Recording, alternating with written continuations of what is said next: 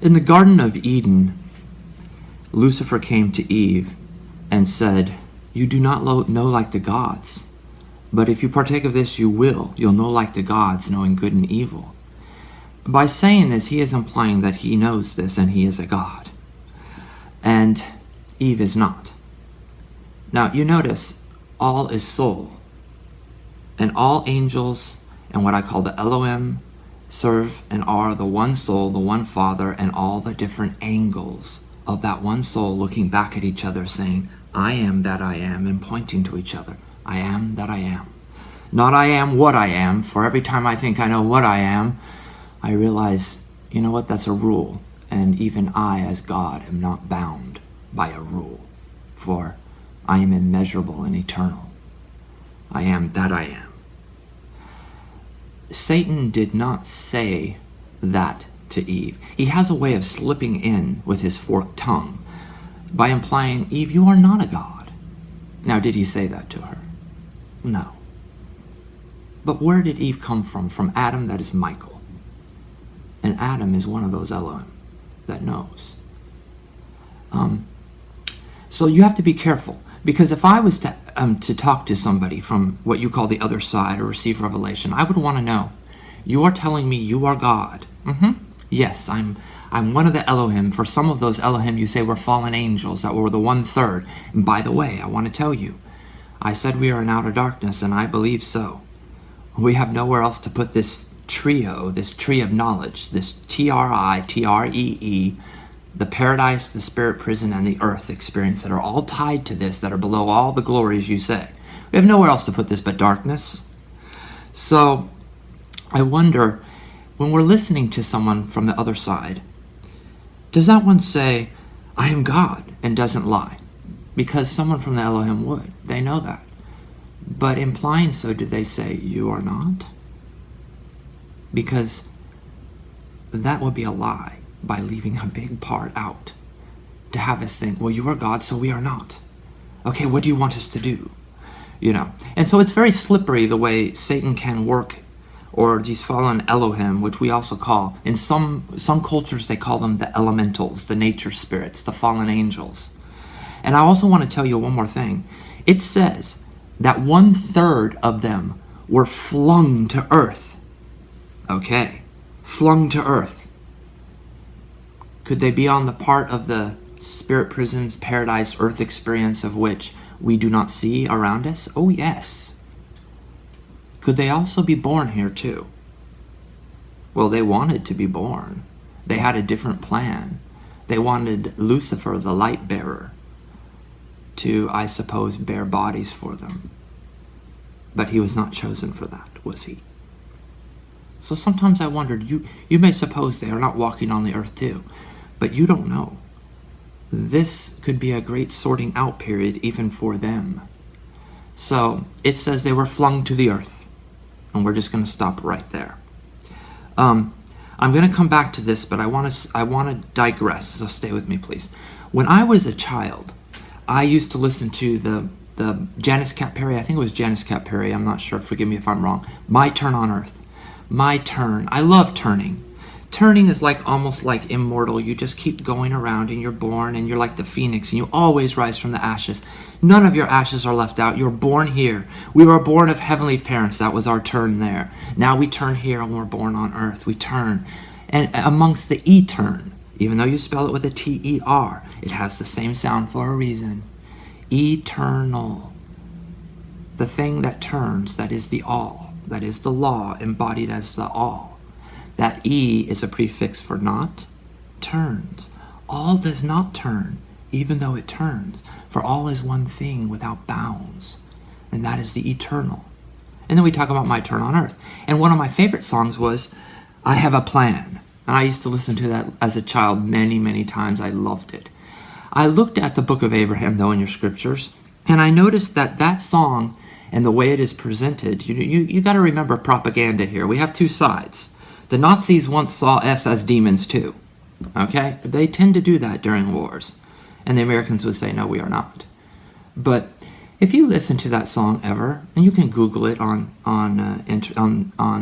YouTube, My Turn on Earth, I Have a Plan. Listen to the song Between the Debate of Jesus and Satan and hear what you were teaching your children, for that's not even what the book of Abraham said. It makes Satan say, we shall all return. And like that's a pernicious, evil thing. It never said that in the book of Abraham, did it? Did he ever say, and we shall all return, and I will bring you peace and joy and happiness?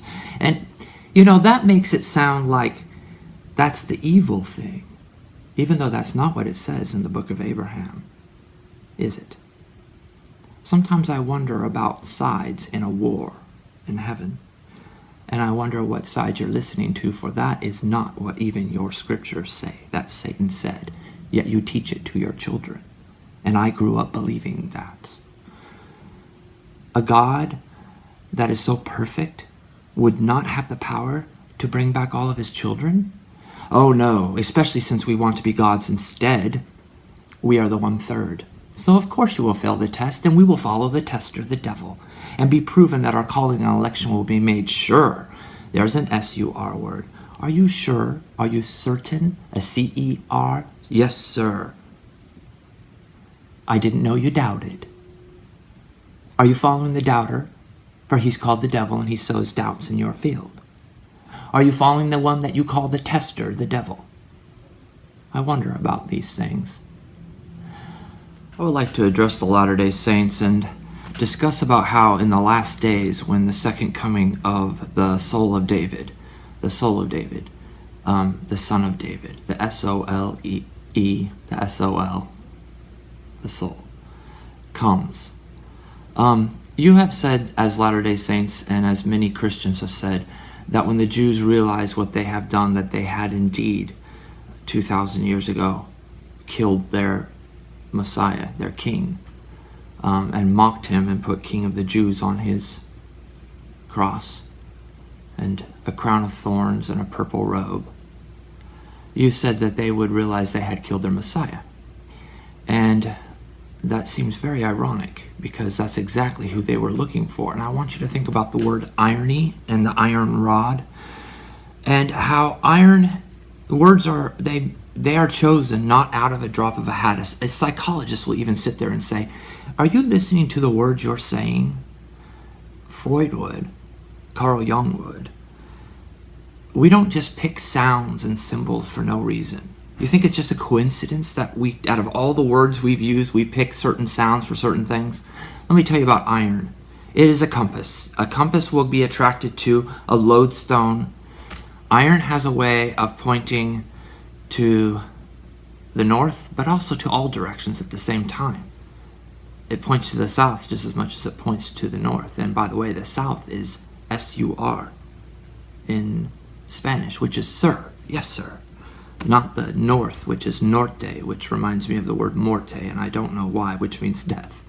But if you listen to the words iron has a way of pointing you out. And I want to ask you something, because you are the only, to my knowledge, Christian church on the face of the earth right now that really says David will never be fully redeemed. There is no chance for his soul. No chance that he will never become a god like we have the possibility to be. He had his chance. This is what the Mormons say about the soul of David.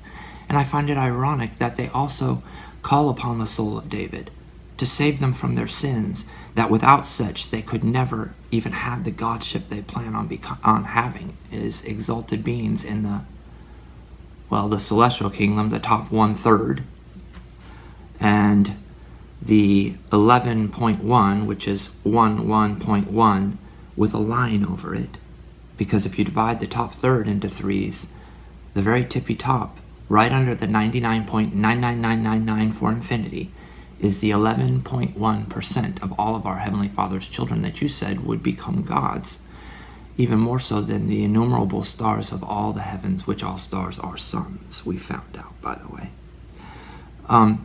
I wonder how that's going to look, because if indeed the soul of David, or the son of David, the Father is like the Son, and the Son is like the Father, for all fathers are sons, and you even say your Heavenly Father is a son. So all souls are sons, S-O-N-S, S-O-L, SOL, Son, the kingdom of the Son.